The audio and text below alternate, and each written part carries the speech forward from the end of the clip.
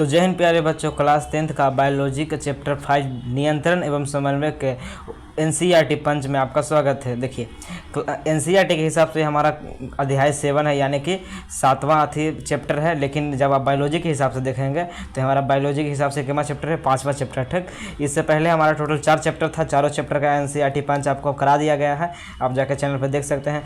आज हम लोग 7वां चैप्टर यानी कि नियंत्रण एवं समन्वय को शुरू करेंगे। ठीक, तो इससे पहले हम इस वीडियो को शुरू करें, आप इस वीडियो को लाइक करके चैनल को जरूर सब्सक्राइब कर दीजिएगा। कम से कम एक मित्र के पास फटाफट इस वीडियो को शेयर कर दीजिए। फटाफट आप लोग कम से कम एक मित्र के पास इस वीडियो को शेयर कर दीजिए। ठीक, आज क्या है? नियंत्रण एवं समन्वय का शुरू करेंगे। ये एनसीईआरटी पंच है, जिसमें हम लोग क्या क्या एनसीईआरटी में मेंशन किया गया है इस चैप्टर के बारे में सभी आपको लाइन बाय लाइन पढ़ के समझाएंगे। ठीक, क्या क्या दिया गया है सभी आपको लाइन बाय लाइन पढ़ के समझाएंगे। कहीं पर कुछ नहीं समझ में आए तो आप कमेंट कर दीजिए कि भैया ये चीज़ नहीं समझ में आएगी, तो उस पर हम स्पेशल लेक्चर दे देंगे। ठीक, तो चलिए आगे कार्रवाई को शुरू करते हैं। आप लोगों ने शेयर कर दिया, आप लोग फटाफट कमेंट कर दीजिए कि आप लोगों ने इस वीडियो को शेयर कर दीजिए अपने मित्रों के पास। देखिए, कहा गया है पिछले अध्याय में हमने सजीवों में अनुरक्षण जैसे रख रखाव के कार्य में संकलन जैव प्रक्रम के बारे में पढ़ा था। हमने इस बात पर विचार करना आरंभ किया था कि यदि कोई वस्तु गतिशील है तो वह सजीव है।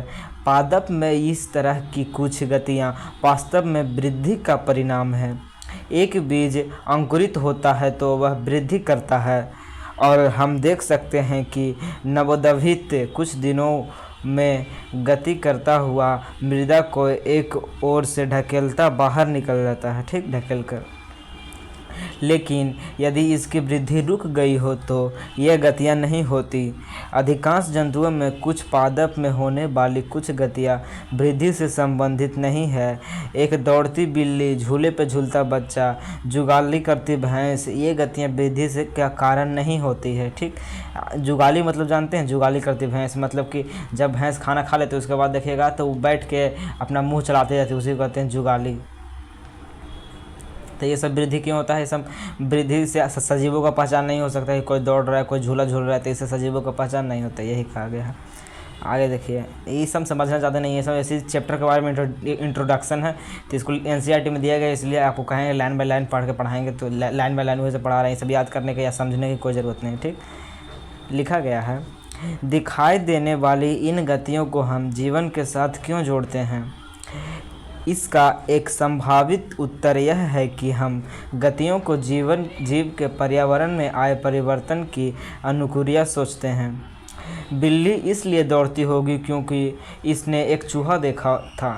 केवल यही नहीं, हम गति को सजीव द्वारा किए गए एक ऐसे प्रयास के रूप में भी सोचते हैं जिसमें उनके पर्यावरण में हुए परिवर्तन उनके लिए लाभकारी हो।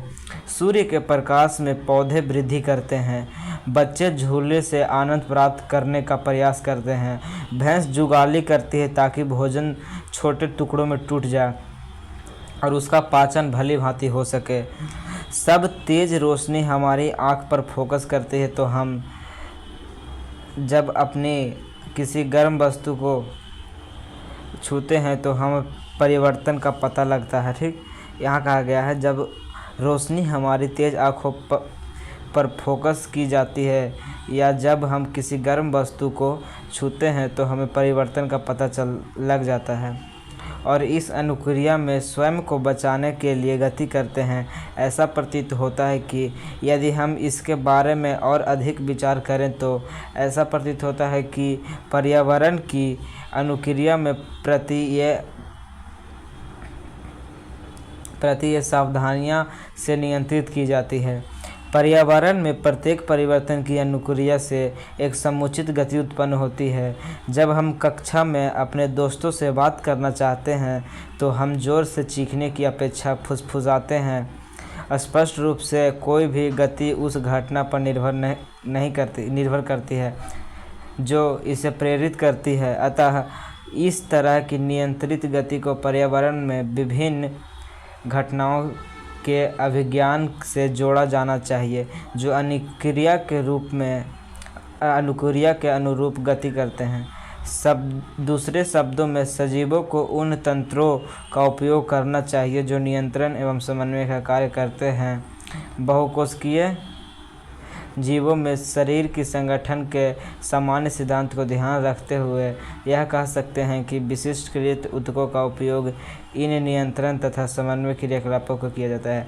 अब यहाँ तक आपको कुछ नहीं समझ में आया, कोई बात नहीं, समझने वाला कोई चीज़ें नहीं थी, फालतू को चीज़ दिया हुआ था। ठीक, चैप्टर के बारे में इंट्रोडक्शन दिया था, क्या गति होता है, क्या नियंत्रण होता है, कैसे समन्वय होता है। ठीक, फालतू की चीज़ था। आगे चलिए, मेन टॉपिक हमारा यहाँ से स्टार्ट होता है, जंतु का तंत्रिका तंत्र। ठीक, अब हमारा मेन बहुत ही कॉम्पिटिटिव टॉपिक का स्टार्ट हो रहा है, आप लोग ध्यान से सुनिए। ठीक, चलिए स्टार्ट करते हैं। कह रहा है जंतुओं में यह नियंत्रण तथा समन्वय तंत्रिका तथा पेशीय ऊतक द्वारा किया जाता है, जिसके विषय में हम कक्षा 9 में पढ़ चुके हैं। आकस्मिक स्थितियों में गर्म पदार्थ को छूना हमारे लिए खतरनाक होता है। हमें इसे पहचानने तथा इसके अनुरूप अनुक्रिया की आवश्यकता है। हम कैसे पता लगाएं कि हम गर्म वस्तु को छू रहे हैं? हमारे पर्यावरण के सभी सूचनाओं का पता कुछ तंत्रिका कोशिकाओं के विशिष्टकृत सिरों द्वारा लगाया जाता है। ये ग्राही प्रायः हमारी ज्ञानेंद्रियों में स्थित होते हैं, जैसे आंतरिक कान, नाक, जीभ आदि। रस संवेदी ग्राही स्वाद का पता लगाते हैं, जबकि घ्राण संग्राही गंध का पता लगाते हैं। इसलिए आपको हम बताए थे कि जो रस संवेदी ग्राही यानी कि स्वाद कलिकाएँ होते हैं, जीभ में पाया जाता है, और घ्राण ग्राही जो घ्राण क्षेत्र होता है हमारे नाक में पाया जाता है, जिससे सूंघने की क्षमता होती है, कंट्रोल। आगे कहा गया है यह सूचना एक तंत्रिका ऊतक के द्रुमाकृतिक सिरे द्वारा उपार्जित की जाती है और एक रासायनिक क्रिया द्वारा यह एक विद्युत आवेग पैदा करती है। जो कोई भी क्रिया हम लोग देखते हैं, हमारे जो संवेदी ग्राही अंग हैं, उससे जो कोई भी क्रिया हम लोग स्पष्ट करते हैं, या कोई जैसे कोई भी चीज़ को चखते हैं तो हमारे जीभ में क्या होता है, जो तंत्रिका तंत्र होता है वह एक रासायनिक आवेग पैदा करता है, विद्युत आवेग। ठीक, यह आवेग द्रुमिका से कोशिकाएं तक जाता है और तब तंत्रिका कक्ष यानी कि एक्सॉन से होता हुआ इसके अंतिम सिरा तक पहुंच जाता है। एक्सॉन के अंत में विद्युत आवेग कुछ रसायनों का विमोचन करता है। ये रसायन रिक्त स्थान या सिनेप्स, जिससे सिनेप्टिक दरार कहा जाता है, को पार करते हैं और अगली तंत्रिका कोशिका की द्रुमिका में इसी तरह का विद्युत आवेग प्रारंभ करते हैं। यह शरीर में तंत्रिका आवेग की मात्रा की सामान्य योजना है। इस तरह का एक अंतर्ग्रथन या सिनेप्स अंतर्ग्रथन अंततः ऐसे आवेगों को तंत्रिका कोशिका के अन्य कोशिकाओं जैसे कि पेशी कोशिकाओं या ग्रंथि तक ले जाया जाता है। अतः इसमें कोई आश्चर्य नहीं है कि तंत्रिका ऊतक तंत्रिका कोशिकाओं या न्यूरॉन के एक संगठित जाल का बना होता है। ये अन्य सूचनाओं को विद्युत आवेग के द्वारा शरीर के एक भाग से दूसरे भाग तक संवहन में विशिष्टकृत करते हैं। जो तंत्रिका तंत्र होता है सूचनाओं को विद्युत आवेग के द्वारा एक जगह से दूसरी जगह भेजता है। आगे कहा गया है चित्र को देखिए तथा उसमें तंत्रिका कोशिका के भागों को चिन्हित कीजिए। पहला, जहां सूचनाएं उपार्जित की जाती है।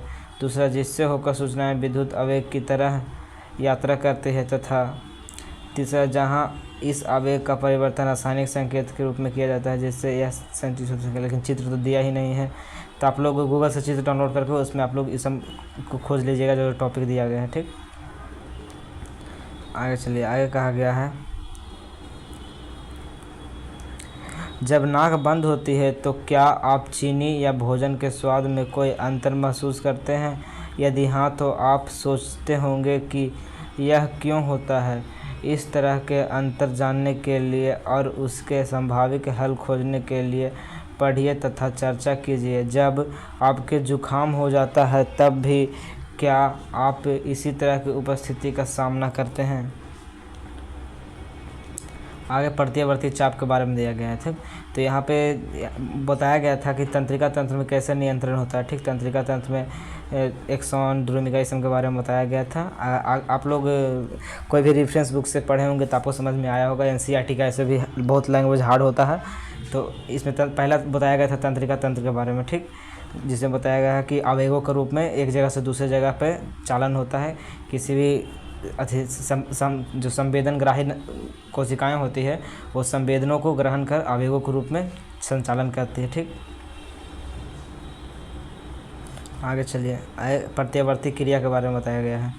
ये क्या होता है, देखिए, पर्यावरण में किसी घटना की अनुक्रिया के फलस्वरूप अचानक हुई क्रिया की चर्चा करते हैं तो बहुधा प्रतिवर्ष शब्द का प्रयोग करते हैं। हम कहते हैं कि मैं प्रतिवर्तन स्वरूप बस से कूद गया, या मैंने प्रतिवर्त स्वरूप आगे की लौ से अपना हाथ पीछे खींच लिया, या मैं इतना भूखा था कि प्रतिवर्त स्वरूप मेरे मुंह से पानी आने लगा। इसका क्या अभिप्राय है? इन सभी उदाहरणों में एक सामान्य विचार आता है कि जो कुछ हम करते हैं उसके बारे में विचार नहीं करते हैं या अपनी क्रियाओं को नियंत्रण में महसूस नहीं करते हैं। फिर भी वे स्थितियां हैं जहां हम अपने पर्यावरण में होने वाली परिवर्तनों के प्रति अनुक्रिया कर रहे हैं। इन परिस्थितियों को नियंत्रण व समन्वय कैसे प्राप्त किया जाता है, इस पर फिर से विचार करते हैं। उदाहरण लेते हैं, आग की लपट को छूना हमारे अथवा किसी भी जंतु के लिए एक दुराग्रही या खतरनाक स्थिति है। हम इसके प्रति कैसे अनुक्रिया करते हैं? एक सरल विधि है कि हम विचार करें कि अपने आघात पहुंच सकता है और इसलिए हमें अपना हाथ से हटा लेना चाहिए। तब एक आवश्यक प्रश्न आता है कि यह सब सोचने के लिए हमें कितना समय लगेगा। उत्तर निर्भर करता है कि हम किस प्रकार सोचते हैं। यदि तंत्रिका आवेग को उस ओर भेजा जाता है जिसकी चर्चा हम पहले कर चुके हैं, तब इसी प्रकार की आवेग उत्पन्न करने के लिए मस्तिष्क द्वारा चिंतन भी आवश्यक है। विचार करना एक जटिल क्रिया है, अतः यह बहुत सी तंत्रिका कोशिकाओं के तंत्रिका आवेग की जटिल अन्योन्य क्रियाओं से जुड़ने के लिए बाध्य है। यदि यह वस्तुस्थिति है तो कोई आश्चर्य नहीं है कि हमारे शरीर में सोचने वाले ऊतक जटिल रूप से व्यवस्थित न्यूरॉन के घने जाल से बने होते हैं। यह खोपड़ी के अग्र सिरे पर स्थित हैं तथा शरीर के सभी हिस्सों में से संकेत प्राप्त करके तथा उन सभी अनुक्रियाओं से पहले विचार करते हैं। निःसंदेह यह संकेत प्राप्त करने के लिए खोपड़ी में मस्तिष्क का सोचने वाला भाग तंत्रिका द्वारा शरीर के विभिन्न भागों से जुड़ा होना चाहिए। इसी तरह यदि मस्तिष्क का यह भाग पेशियों को गति करने का आदेश देता है तो तंत्रिकाएं इन संकेतों को शरीर के विभिन्न भागों तक पहुंचाने का कार्य करता है। हम किसी गर्म वस्तु को छुएं और हमें यह सब करना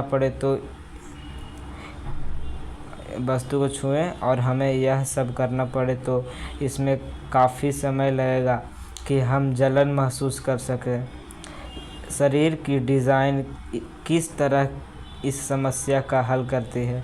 ऊष्मा के संवेदन के बारे में सोचने की अपेक्षा यदि जो तंत्रिकाएं ऊष्मा का पता लगाती है उन्हें उन तंत्रिकाओं से जोड़ा जाए जो पेशियों को गति कराती है, तो जो प्रक्रम आगमन संकेतों का पता लगने का तदनुसार निर्गम क्रिया को करने का कार्य करता है, वह अति शीघ्र पूरा हो जाता है। आमतौर पर इस तरह के संबंधन को प्रत्यावर्ती चाप कहते हैं। ठीक, यानी कि कोई भी क्रिया के बदले में तुरंत प्रतिक्रिया देते हैं उसे क्या कहते हैं? प्रत्यावर्ती चाप कहते हैं, जिसके कारण तुरंत हमारे माइंड में पहुंच जाता है क्रिया, उसके बाद में क्या प्रतिक्रिया देना है उसको। आप प्रत्यावर्ती क्रिया किसे कहते हैं? और जब भी हम ठंडा या गर्म छूते हैं तो तुरंत वहाँ से हाथ हटा लेते हैं, यानी कि तुरंत वहाँ पे क्रिया करते हैं, तुरंत दिमाग ऑर्डर देता है कि अरे गर्म है उसको हटा लो। जैसे प्रत्यावर्ती क्रिया हो गया। प्रत्यावर्ती चाप जो ऑर्डर दिया ना उसको जानने में कितना समय लगेगा? पहले तो हम लोग किसी गर्म चीज़ को छुएँ तो संवेदन ग्रहण करके दिमाग तक लगाया उसको, फिर जो ऑर्डर लिया दिमाग से उसको शरीर के हाथ तक पहुँचाने में जो टाइम लगा उसे कहते हैं प्रत्यावर्ती चाप। ठीक, जो नली के द्वारा पहुँचाया गया उसे कहते हैं प्रत्यावर्ती चाप। इस प्रकार के प्रत्यावर्ती चाप को संबंध आगत तंत्रिका तथा निर्गत तंत्रिका के मध्य कहाँ होना चाहिए? सबसे उपयुक्त स्थान शायद वही बिंदु होगा जहाँ सबसे पहले वह दूसरे से मिलते हैं। पूरे शरीर की तंत्रिकाएं मेरुरज्जु में मस्तिष्क को जाने वाले रास्ते में एक बंडल से मिलती है। प्रत्यावर्ती चाप इसी मेरुरज्जु में बनते हैं।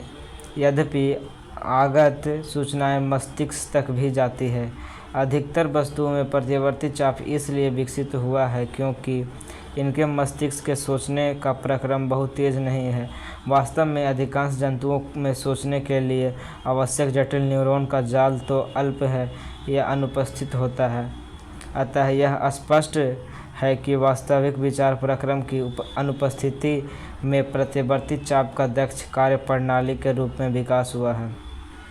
यद्यपि जटिल न्यूरॉन जाल के अस्थायित्व में आने के बाद भी प्रत्यावर्ती चाप तुरंत अनुक्रिया के लिए एक अधिक दक्ष प्रणाली के रूप में कार्य करती हैं। क्या आप उन घटकों के क्रम को खोज सकते हैं जो आपकी आँखों में तेज प्रकाश फोकस करने पर होती है? उसके बाद मानव मस्तिष्क के बारे में पढ़ना है, जो हम लोग नेक्स्ट लेक्चर में पढ़ेंगे। यहाँ पे तंत्रिका तंत्र के बारे में बताया गया था और फिर प्रत्यावर्ती चाप के बारे में बताया गया था। दोनों के बारे में हम आपको फिर से बता देते हैं। तंत्रिका तंत्र का चित्र देखिएगा, कुछ इस प्रकार का होता है, इस प्रकार का होता है, इस प्रकार का तंत्रिका तंत्र का चित्र होता है। बीच में इसको केंद्रक कहा जाता है। ठीक, क्या है तो है केंद्रक होता है। ठीक, याद रखिएगा। इसको जो पूरा देख रहे हैं, पूरा तारा का तार एक स्टार की तरह होता है, तारा की तरह, इसे कहा जाता है कोशिका काय। ठीक, याद रखिएगा, कोशिका काय इसको कहा जाता है, काय, कोशिका काय। जो लंबी नली देख रहे हैं, ठीक, जो लंबी नली देख रहे हैं, इसे कहा जाता है, इसको कहते हैं कोशिका काय, इसको कहते हैं एक्सॉन। ठीक, याद रखिएगा, इसको क्या कहते हैं? एक्सॉन या तंत्रिका कक्ष कहते हैं। ठीक, जो इस लंबी होती है संरचना, उसे एक्सॉन या तंत्रिका कक्ष कहते हैं। ठीक, नीचे जो यहाँ पे दरार देख रहे हैं, इसे कहा जाता है सिनेप्टिक दरार। यहाँ पे खाली स्थान होता है। ठीक, और ऊपर ये क्या हो गया, यहाँ पे इसके केंद्रक होता है, इसके अंदर ये हो गया कोशिका कक्ष या फिर एक्सॉन। एक्सॉन ये हो गया, इसको कहा जाता है साइटोन या फिर कोशिका काय, कोशिका काय या फिर साइटोन कहा जाता है। ठीक, याद रखिएगा। और दूसरा बताएं प्रत्यावर्ती चाप के बारे में। तो जब भी हम किसी ठंडा या गर्म चीज़ को छूते हैं तो हमारे दिमाग तक पहुंचाने में जो समय लगता है उसे कहते हैं प्रत्यावर्ती चाप। जो संवेदन होता है उसको हमारे दिमाग तक मस्तिष्क तक पहुंचाने में, और फिर मस्तिष्क से अवयव ग्रहण कर जो ऑर्डर होता है मस्तिष्क का, उसको हाथ तक पहुंचाने में जो टाइम लगता है कि अरे गर्म है उसको हटा लो, तो तुरंत हटा लेते हैं गर्म देखने के बाद। जो टाइम लगता है उसे कहते हैं प्रत्यावर्ती चाप। और जो ये क्रिया कर रहे हैं ना, इसको कहते हैं प्रत्यावर्ती क्रिया। जब भी कोई गर्म या ठंडा चीज़ को हम लोग छूते हैं तो तुरंत हाथ हटा लेते हैं, इसे कहते हैं प्रत्यावर्ती क्रिया। ठीक, तो अगर आपको समझ में नहीं आया तो आप लोग फिर से पढ़ लीजिएगा इसको, इस बुक को PDF निकाल के। आपका ये अगर PDF कहाँ से डाउनलोड करें तो आप बहुत सारा वेबसाइट है, ऐप्स है, वहाँ पे जाकर NCERT का PDF डाउनलोड कर सकते हैं। या फिर अगर PDF नहीं डाउनलोड कर पा रहे हैं तो हम आपको ऐप के बारे में बता देते हैं। वैसे तो पिछला लेक्चर में बता दिए थे, आप लोग जाकर उसमें भी देखिएगा। उसके लास्ट में बता दिए थे पिछले लेक्चर की, इसमें भी बता देते हैं आपको। फिर आप बाद में नहीं बताएंगे क्योंकि ये सरकारी वेबसाइट है बिहार बोर्ड का। ठीक, ई-लोट्स का नाम है। ठीक, ई-लोट्स। ठीक, इस पर जाकर वेबसाइट या फिर इसका एप्लीकेशन डाउनलोड करके आप लोग देख सकते हैं। ठीक, वहीं से हम लोग इसका डाउनलोड किए हैं। देखिए यहाँ पर लिख रहा है ना BTBC का किताब, यहाँ पे बिहार बोर्ड का @BTBC का, यानी कि वहाँ से आप डाउनलोड करके एक बार खुद से पढ़िएगा तो समझ में आ जाएगा। क्योंकि NCERT से ही प्रश्न बनता है, सारा जो आपको परीक्षा में प्रश्न बनेगा सारा NCERT से ही बनेगा। तो एक बार NCERT पढ़ना बहुत ही ज़रूरी होता है। ठीक, चाहे आप कहीं पे भी पढ़ लिए हो, NCERT को पढ़ना ज़रूरी होता है। तो मिलते हैं आपसे नेक्स्ट वीडियो में, मानव मस्तिष्क से आगे पढ़ेंगे। ठीक, तो अगर वीडियो अच्छा लगा है तो इस वीडियो को लाइक करके चैनल को जरूर सब्सक्राइब कीजिएगा। इस वीडियो को कम से कम अपने एक मित्र के पास जरूर शेयर कीजिएगा। आप PDF डाउनलोड करके इसको देख लीजिएगा, आपको एक बार खुद से पढ़िएगा तो और अच्छी तरह से समझ में आएगा। ठीक, तब तक के लिए जय हिंद, वंदे मातरम।